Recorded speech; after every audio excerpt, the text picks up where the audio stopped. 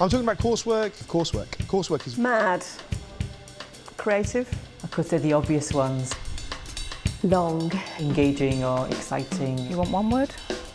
More words? Boring. Marking. Saying no lots of times. Practicals. High energy, high quality. Deadlines. Skills. coursework is really, really important. It's fundamental.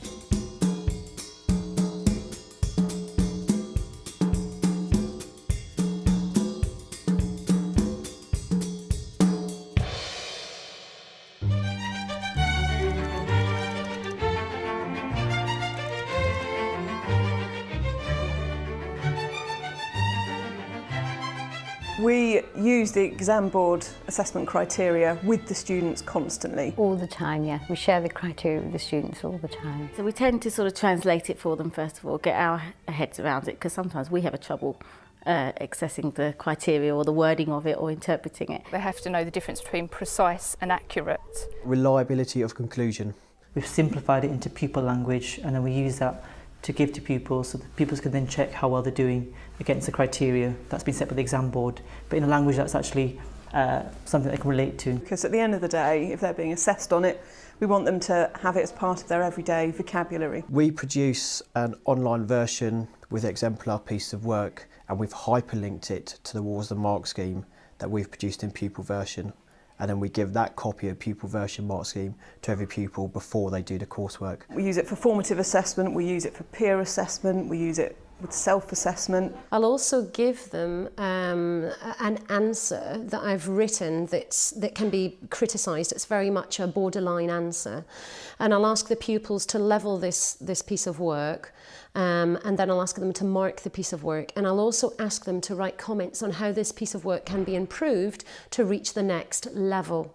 Relating the assessment criteria to work up on the walls is also important. Say, well, look, this is what the assessment criteria says. That's how it translates.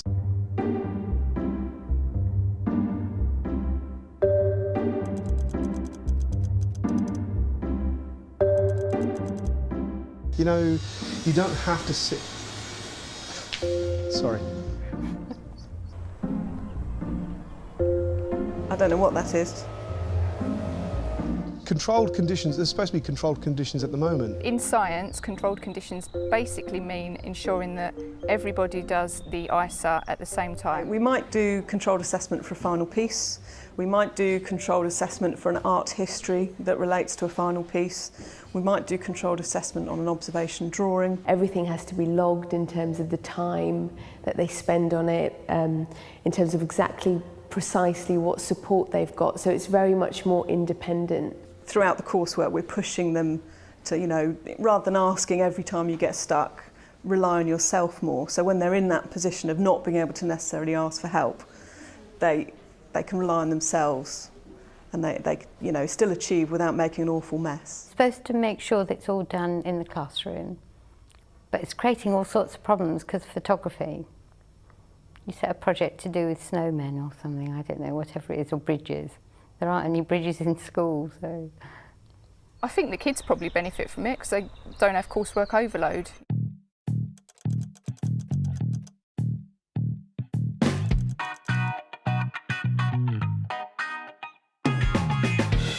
The history department in this school has a reputation of being very strict with deadlines. It would be very easy to let deadlines slip.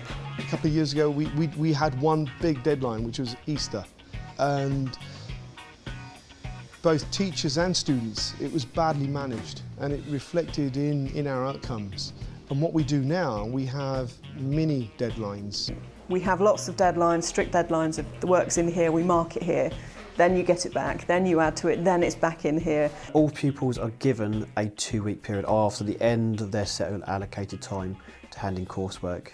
And then the teachers then speak to the pupils and we send a letter home. The students need to be clear of it. We repeat it a lot. You feel like a broken record, but eventually the dates do go in. If we can get the first deadline, be really firm with that, and then at least we can photocopy their first drafts if we never get their final drafts in. It has meant a few times we've sent incomplete coursework for children. Not many, but it has meant that. It's my responsibility to make sure that the whole cohort have met the coursework deadline by the end of year 10. And so you'll often find me chasing students for their coursework, looking like a mad woman down the corridor. It's always, oh miss, my book was built into the wall during the extension, or It's got wet. The dog ate my coursework. the dog chewed it. The dog's eaten it. Ridiculous. One of the best ones, I was on holiday. They're all awful. None of them are in any way thought through. If you stick to the tough rules, message gets round in the playground, and we really don't have an issue. We do have all of the coursework handed in. This year we've got 100% coursework handed in on time.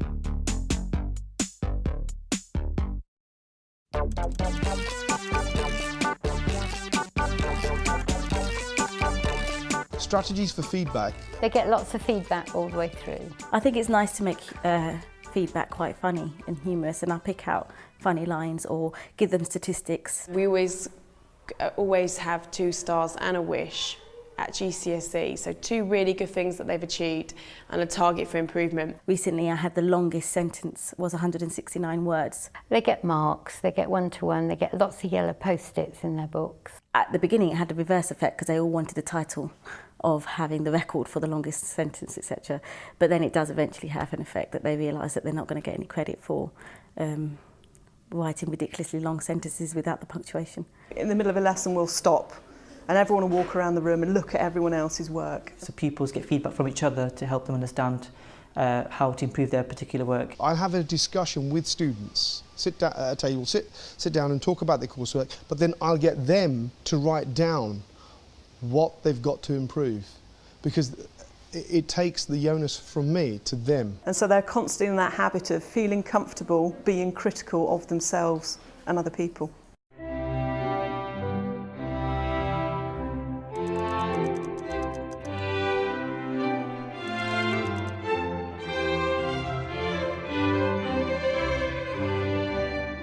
It's a tricky one, really. It's an art rather than a science, I've found. From my experience, it's about 1 to 2% that actually don't require some interventionist teaching. That if I was never around, they'd still come out with an A.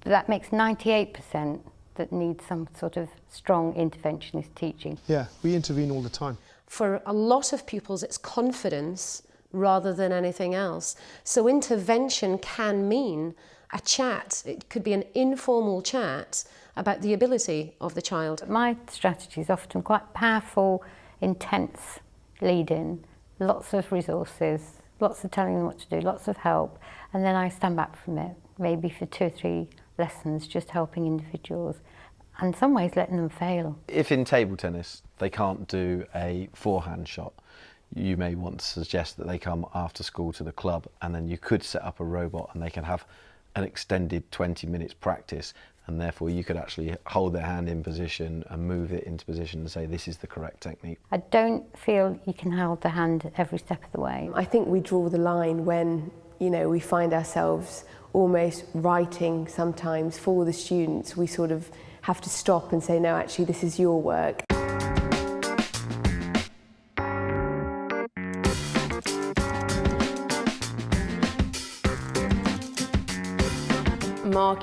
Marking is like a swear word in the department. Pain in the arse. I think we put a lot of pressure on ourselves in terms of we give the students feedback weekly. We have 2 different exercise books for them. So in a very practical sense, we can take their coursework books and hold on to them for as long as we need to. Every task you set has got some kind of skill attached to it. As I'm marking, I'm thinking of it as a final draft, so that I've got some idea of what grade it is already and what's missing. You need to make sure that when you're marking that you're aware of that skill and you're not marking necessarily for spelling, punctuation and grammar, as opposed to the reading side of the task. We mark each individual ISA assessment ourselves, so the class teacher would mark it, and then we do some moderation. And we can use faculty meetings to sort of bring 5 pieces along, exchange them. I think brutal honesty is our kind of policy on where to pitch the marking. There are individuals that, you know, you think, will they cope if they get a D? But if they can't cope getting a D from me, how will they cope getting a D in that envelope in the summer?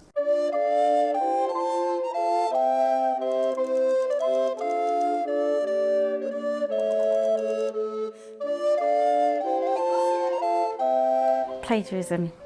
It is a problem. Pupils beg me to do their work for them. The most common one is where they've taken photographs for a project and you spot the same photograph in one room as the other, so you know one of them's taken the photograph. What I tend to do is sit down with the student and ask them what the word that they've used means. But sometimes they're really silly and they do it and they don't try and cover it up. And frankly, if Auntie Flo has done a drawing and they've brought it in, you're going to know, because it's not their style of drawing. It's normally better. 9 out of 10 times they won't be able to tell you the definition.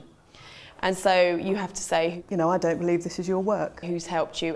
If they try and tell you it is, then ask them to come in at lunchtime and do a drawing the same in front of you. It's really, really hard, plagiarism in science, because pupils are encouraged for certain pieces of coursework, like the case study, to go and extract information from other people's work. Well, thank goodness for the internet, and I know the students probably say exactly the same thing when they're at home trying to write a piece of coursework and they decide they might want to plagiarise, but it's good for us too. If we think that there's a problem with the grammar, so the grammar changed from one thing to another, we just have a little search on Google. And I think modelling for the students in the classroom that here I am, here's a piece of coursework, I'm going to type in this word, look what comes up, it's the very first entry on there, it's not difficult, exam boards won't find it difficult, and these are the consequences. We cannot allow them the full justification for referencing, so they actually do lose some marks. Your coursework will be thrown in the bin.